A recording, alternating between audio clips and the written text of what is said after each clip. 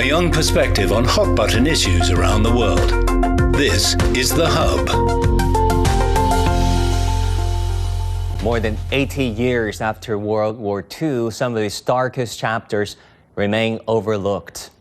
A new documentary, Inside Unit 731, produced by Singapore CNA, has brought renewed international attention to Japan's wartime biological warfare. Drawing on survivor testimony, archival evidences, and international investigations, the film examines the crimes of Unit 731, including human experimentations, biological weapons research, and germ warfare against humans. It also raises a broader question: why has accountability remained so elusive? As countries across Asia continues to re-examine wartime history, what does remembering the crime of Unit 731 mean today? Why does this history still matter, and what lessons should future generations take from it? To discuss all these issues and more, we're very happy to be joined in Tokyo by Emanuel Pastreich, President of the Asia Institute. In Singapore, Alexis Dudden, Professor of History at the University of Connecticut. And I must also note that she was interviewed by that very documentary produced by CNA and was in fact part of that documentary. It is our honor to have you with us. And last and certainly not least, in Beijing, we have Professor Liu Baocheng, Dean of the Center for International Business Ethics at the University of International Business and Economics. So, Alexis, let me go to you. You were being interviewed extensively for this very comprehensive production made by Singapore CNA. What are the new findings, new perspectives in this documentary that you think are important for the rest of the world to know? I think that's an excellent question. Thank you for giving this an extra shout out, the documentary. I think the astonishing component of this is not so much the new findings, but the way the producers put together the work of so many historians, journalists, victim testimony, and they put it together in a very powerful way. And they put it together with an especial focus on the Singapore component that features into Japan's bacteriological campaign. And I think that is something new for a lot of people to understand, how this is another example that this is not Japan versus one country, but the Japanese empire at work. This was an empire-wide horrific crime. And Singapore played a very significant role that I think a lot of people will appreciate after watching the documentary. Right, Professor Liu, as Chinese, and studying World War II history, what do you think sets this documentary apart? What's so significant about this very documentary?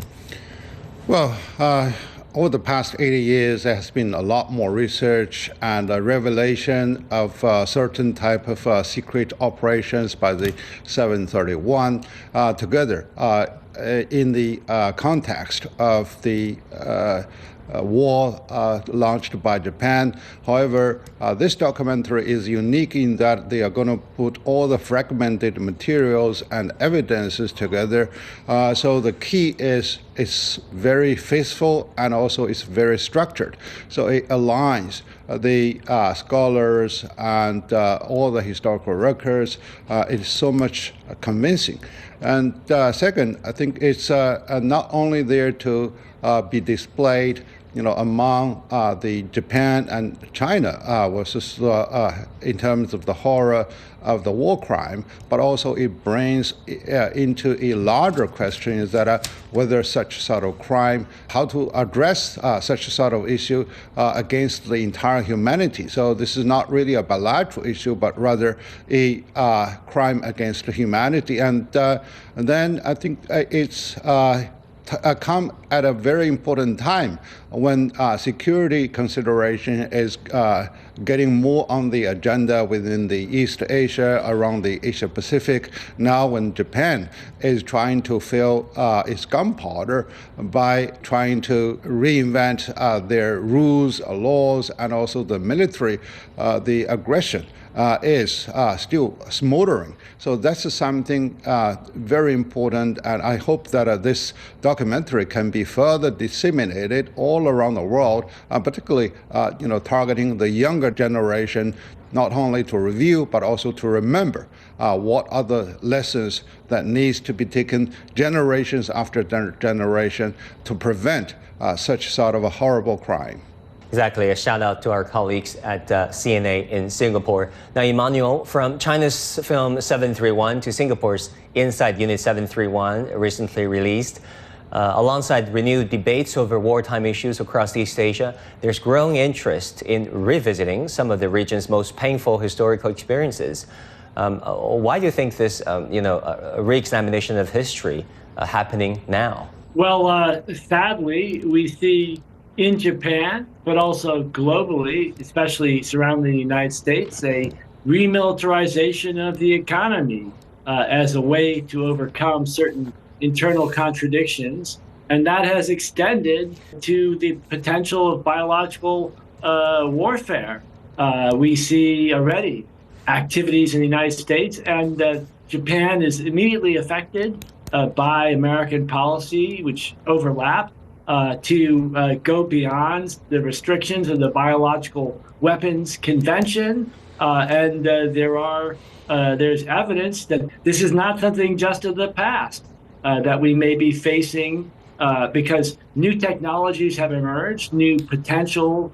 Certainly in the 1930s and 40s, we didn't have the sequencing technology, the ability to manipulate DNA. So the lessons of the past, what Japan did in the past, should inspire us and demand of us that we have rigorous controls globally. And sadly, the United Nations has been much weakened, I think largely because of the efforts of the United States and other countries to undermine its global authority. And so that's made it easier for nations to pursue these very dangerous strategies like what have been described in what Japan did during the war. Right. Professor Dudden, despite the scales of its crimes, Unit 731 remains far less known globally than, for example, the Nazi atrocities, its gas chambers towards the Jews, such as Auschwitz, so on and so forth. Why do you think has this chapter of history received, the history of Unit 731 received comparatively limited international attention and focus?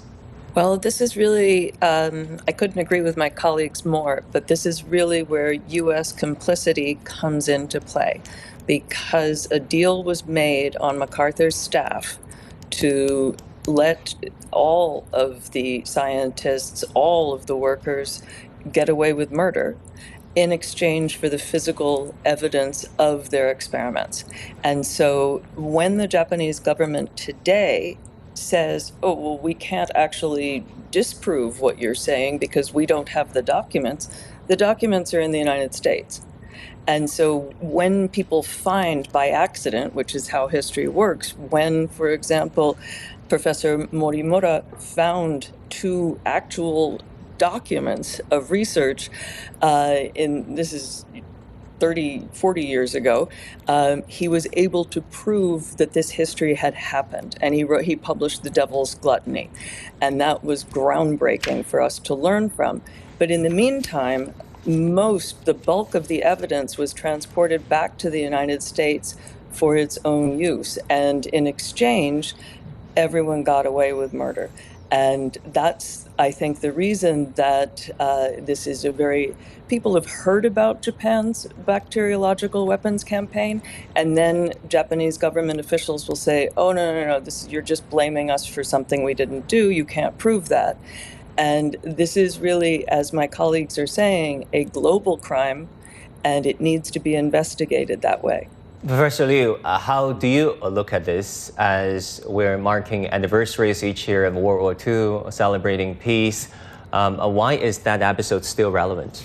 Well, one reason is the change of the time where politics override reality, and so the United States was really contributing to the justice in terms of the overall the prosecution over those war crimes, But soon after, it was followed by the Cold War, particularly the rival between the United States and the Soviet, and now the McCarthy government want to really take advantage of those, quote unquote, the research result.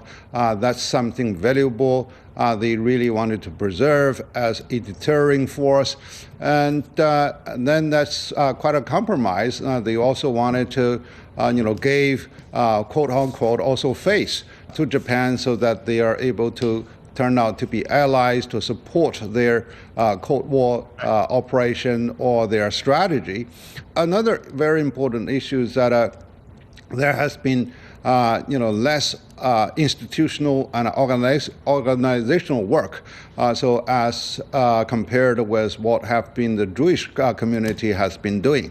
So therefore, it is really a strong reminder that we are there to further review and also to structure those truths and facts to display to the whole world. And also China is in a unique position because we are the largest victim, and we also need to tell the world in the right type of narrative to be able to spread, not really in terms of the hatred over the historical scar, but also how that narrative can be navigated so that people can remember and also people take lesson, to be able to prevent further tragedy. So I think now China is doing a great job in setting up the museum and also in reserving the site of such sort of a brutal crime. But we need to do more for global research and also global dissemination of these truthful messages. Yeah, you know what, Professor Liu, I have an important question. Do you ever think Hollywood or Western popular culture can have a Schindler's List sort of documentary or film or movie about the rape of Nanking, the massacres around China committed by the Japanese imperialist army? Well, I think the story-wise, I think that would be very stunning, and also they would really earn a very big box because the whole world are now again being remembered, given all the existing geopolitics and also the hot war that is going on. But the matter is that whether the political consideration by different parties and different interest groups are going to intervene such sort of action. I think whether Hollywood is going to do it or not, I hope that China can really work more with the ASEAN countries and all the the Asian countries to do something of this type of work, so that we are be able to really to prevent any sort of misconception over the historical scars that is having a lost impact not only on our memory but also on our relationship with Japan. Yeah, collaboration is key. Now, this year marks the 80th anniversary of the Tokyo trial. Emanuel, what lasting impact did the tribunal's handling of Unit 731 have on historical memory, accountability, and international justice? Right. Well, the Tokyo trials were inherently different than the Nuremberg trials. I think the most obvious difference was that Germany essentially was unconditional surrender, and the Soviet Union was involved in the denazification process. Even in spite of the fact that many issues were addressed in Germany, however, the role of American banks in supporting the Nazi Party, the role of Standard Oil, Ford Motor Company, and IBM in the Holocaust was still covered up. In the case of Japan, it was not an unconditional surrender. Emperor Showa stayed in place, although obviously he should have resigned, and accountability was not undertaken in many cases. Only a small number of military officials were prosecuted. The people who supported them in these efforts were not properly highlighted. So in some ways, we're having the trial, the investigation, which should have taken place then. You know what? One word came to mind, that is historical amnesia. Now, Professor Dudden, in the documentary, you argued that efforts to conceal the truth about Unit 731 did not end with World War II. Let's hear what you said in the documentary. The cover-ups continued at the highest levels. Even to this day, it's an effort between Japan and the United States government to suppress knowledge about it. Now, if that's the case, and if governments can influence not only what is revealed, but also what is remembered, what are the long-term consequences when it comes to public perception shaping, historical accountability, and trust in the post-war international order? I think one of the problems is when one of these historical atrocities hits the news cycle, and it gets then one of our colleagues in Australia, Tessa Morris-Suzuki, refers to the gladiatorial debates on the internet, and it just weaponizes the content of what happened, and it obscures the ability to actually learn from the mistakes of the past. As my colleagues are saying, we need to learn what happened lest this be allowed to happen again. I mean, chemical and biological weapons are technically banned.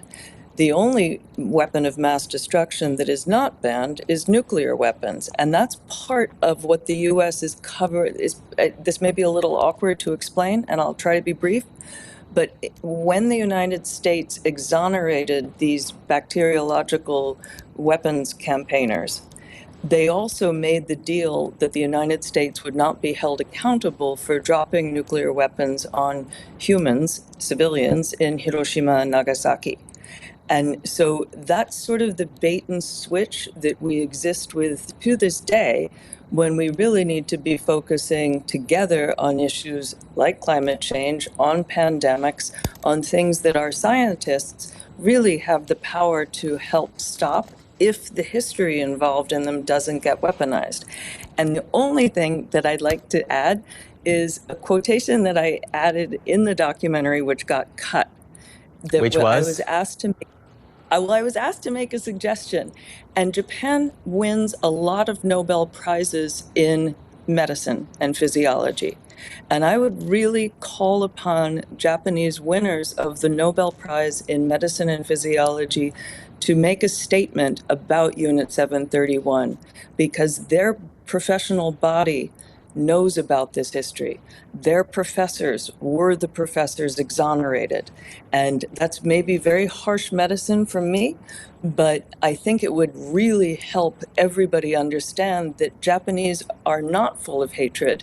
They are also living with these memories, these silences, but the scientists who are Nobel laureates could help us a lot. I think we will make this into a digital and put it on our platform so that the rest of the world can know about it. And thank you so much for being a conscientious scholar that is illuminating all these issues, facts to our global audience. Professor Liu, much of what we know today still relies on the work of survivors, scholars, and journalists, and also sometimes, partially written about, a selected part of history. But as first-hand witnesses disappear, what is truly at stake if this history fades from public memory? Well, I think that is why it is very imperative to really collect more of the evidences, and also to really to make initiative in the world, particularly push the United States and also all stakeholders involved to be able to really build a renewed and updated archive over what has happened, and more of the records of those survivors, and also those participants in different type of work for this entire the brutality will be faithfully recorded and also categorized. And then there should be also not only there to only display the facts, but also, to explain the rules from the Geneva Protocol, and also now, looking at the not only the biological, warfare, but also the nuclear warfare, and also the now the digital warfare, etc. So how those rules can really be further, educated into all generations that are there, to have a stake into it, and then there needs to be also a collective effort to push different circles. I think our professor from Singapore has been taking a very strong proposal that at least certain well-known people, certain influential people, and also certain enlightened groups needs to really to come up with initiatives, to be able to voice the opinion. And this is not really, a history that can be dusted. It really needs to be undusted so that everyone can really remember it. And more importantly is that they really need to come up, with a general consensus and conciliation. But this is not really to perpetuate hatred, but rather to remember it and how to prevent it. And given all the new knowledge and new vehicles that people can employ, they can either do it for good, and they can even do it even more viciously. I mean, look at the way that the French and the Germans live and work alongside each other. They share a long border, right?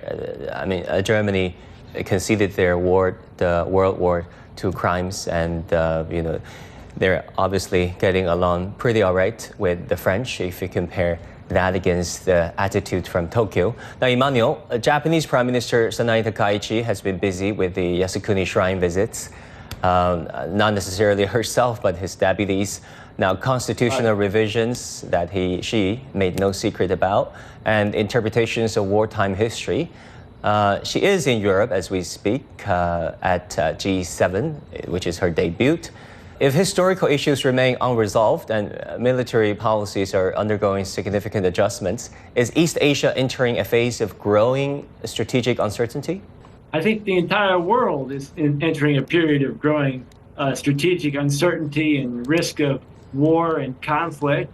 I would go out on a limb and say that East Asia is better than West Asia, what we see in the Middle East, maybe better what we see in Germany and in Russia, that there's more stability, more desire for peace here than in a lot of other regions of the world.